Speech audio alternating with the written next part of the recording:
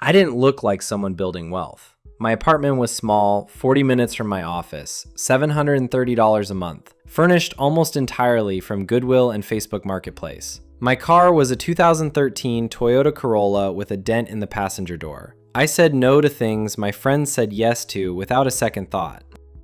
What if the person who looks broke at the table is the one building the most wealth? By the time I turned 24, my investment account crossed $100,000 on a $52,000 starting salary, $9,000 in student debt at graduation, no inheritance, no trust fund, no crypto windfall, just 10 habits, 10 boring, completely unglamorous habits that the people around me were either ignoring or quietly laughing at.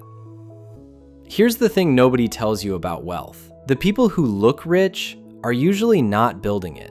The people who are building it usually don't look like anything at all. The gap between those two groups is not a salary gap, it's a behavior gap.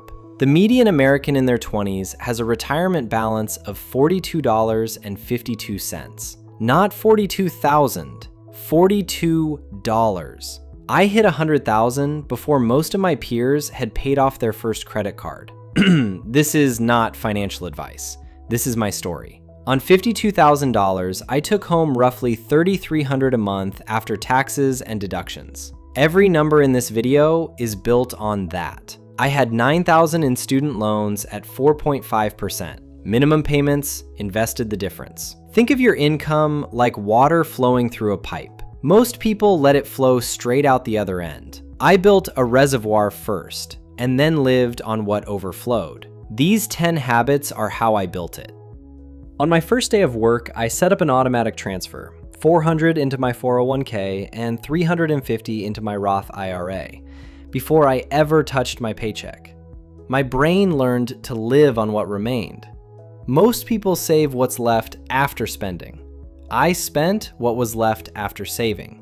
That single reversal is the foundation underneath everything else. Automation removes the decision, and decisions are where most people fail. That was habit 1. The reservoir was already filling. But there's one habit on this list that most channels never mention, because it sounds almost too obvious. I'll get to it in a moment. My employer matched 100% of my first 3% of contributions, $2,600 of free money annually. I captured every dollar on day 1. If your employer offers a match and you're not taking all of it, you are declining compensation you've already earned. Standard advice says spend 30% of take-home pay on housing. I targeted 25%. My friends paid $1,200 to $1,400. I paid $730 for a studio. Clean, safe, functional. The $500 monthly gap invested at 8% over 20 years is $295,000. My apartment had a working stove and a door that locked. Everything else was a premium I refused to pay. How much is your car actually costing you? Not per month, but per decade. $8,200 for a 2013 Corolla. 0 car payment. My total annual cost was $3,400. The average new car owner's total exceeds $14,000, a gap of $10,600. Invested at 8% over 30 years, $1.29 million. A vehicle is a utility tool, not a financial statement. 90 minutes every Sunday. Chili, roasted chicken, rice. Monthly grocery bill, $280, roughly half what the average American spends on food, including delivery. That annual difference invested at 8% over 30 years is approximately $330,000. Those Sunday afternoons were not meal prep. They were wealth production.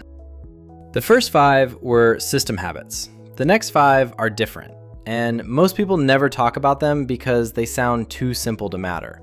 I stopped looking at sticker prices and calculated the compounded future cost instead. A $280 festival ticket at 22 is $6,100 of future freedom at 8% over 40 years. I didn't say no to everything. I became ruthlessly selective about what was worth the trade. Any unplanned purchase over $30 waited 1 day. Not denied, deferred. The emotional urgency evaporates within 24 hours. 60 to 70% of things I wanted in the moment, I didn't want the next day. The desire was manufactured. The delay exposed it. The average American spends $280 a month on impulse purchases. I spent $40. That's not discipline. That's one rule. The most powerful wealth-building tool I used wasn't an investment account. It was a deleted app. I deleted every retail app from my phone. 30 seconds of friction eliminated roughly 40% of my online purchases. Willpower depletes. Friction is structural. Structure wins. Every dollar had a job before the month started. Full budget breakdown on screen. Remaining dollars swept to brokerage at month end. The US personal savings rate sits at 4.4%. I was saving and investing roughly 30% of my gross income. That is not a salary difference. That is a system difference. Tax refund, birthday money, freelance payments, every dollar outside my paycheck went directly to investments, no exceptions. First year tax refund, $1,900, straight into the reservoir. The math doesn't care where the dollar came from. It only cares when it started compounding. Now, here's something I never posted about. Have you ever wondered what discipline actually feels like from the inside? 11 months in, I was on my couch on a Friday night, scrolling through photos from a trip my friends had just taken to Austin. A concert I'd actually wanted to see. Total cost? Around $400. I had $400. I could have gone. I closed the app, opened my brokerage account, watched the number for a while, closed that too. I didn't feel disciplined that night. I felt like I was missing something. That feeling came back. At a concert I didn't attend, at a dinner I left early. I'm not going to tell you those moments felt easy. They didn't. What kept me going wasn't willpower. It was the math. Every time the doubt arrived, I opened the account, watched the curve, closed the app, made dinner. 3 months later, my friend Jake asked if I needed money. Jake went out 4 nights a week, upgraded his phone every year, leased a car because the monthly payment felt manageable. At a birthday dinner, he leaned over and said, half joking, half serious, "Hey, are you okay? Do you need money?" I had more invested at that moment than everyone at the table combined. I just smiled and said I was fine. And here's what I didn't tell him. I wasn't living like a monk. Road trip to the Smoky Mountains, $312 total. Out once or twice a month. Hobbies, a full life. The difference between my life and Jake's was not quality of experience. It was cost architecture. I found the affordable version of every good thing, and it came without the anxiety that follows a weekend you charge to a card you can't pay off.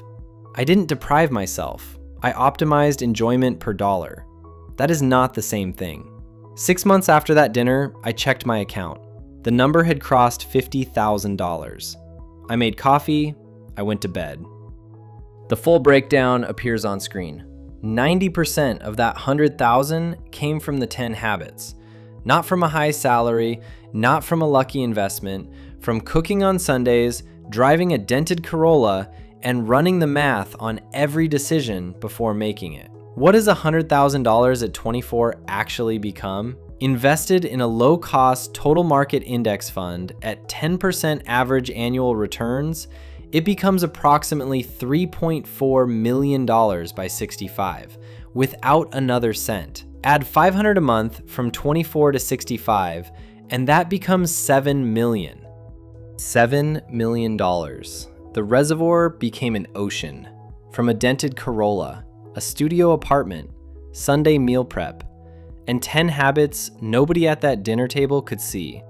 The median retirement savings for Americans in their 60s is approximately $536,000, according to Empower.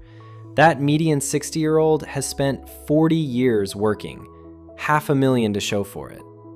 I had $100,000 at 24. The compounding curve doesn't care about your salary. It cares about when you started and how much you fed it.